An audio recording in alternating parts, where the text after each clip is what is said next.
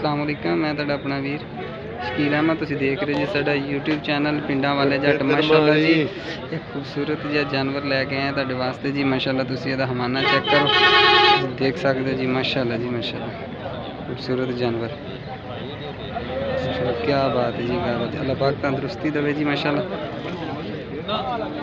माशाअल्लाह माशाअल्लाह जी, क्या बात है। अच्छा वीर जी किन्ने पैसे ने दे गां दे? गां दे किन्ने पैसे ने जी? 5.5। माशाअल्लाह जी वीर जी कह रहे हैं 5.5 जी। माशाअल्लाह गां दे पैसे। ते मुंह किस तरह जी? मुंह चार दा चौगी चौगी चौगी जी। माशाअल्लाह माशाअल्लाह जी। किन्ने क दिन कट दी है जी? तैयार है। अच्छा शूरा पिछो तोड़। माशाअल्लाह जी माशाअल्लाह पशकूर पीछे दूर उतर आए तेन। माशाअल्लाह खूबसूरत जानवर है जी। अल्लाह पाक इन्हें तंदुरुस्ती रखे जी।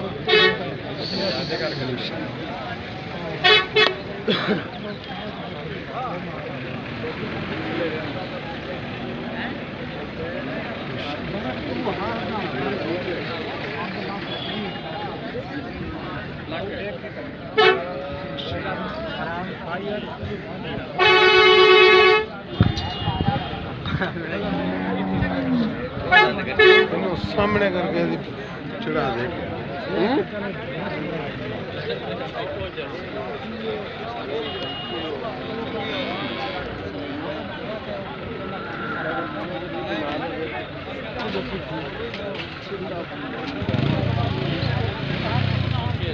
माशाअल्लाह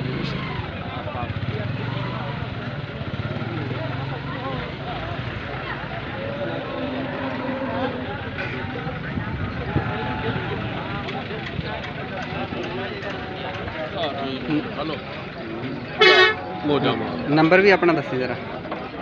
0304 0304 76 17 76 17 519 519। ये भाई का नंबर है जी। अगर किसी को अच्छी लगे तो इन्होंने रब्ता कर सकते हैं।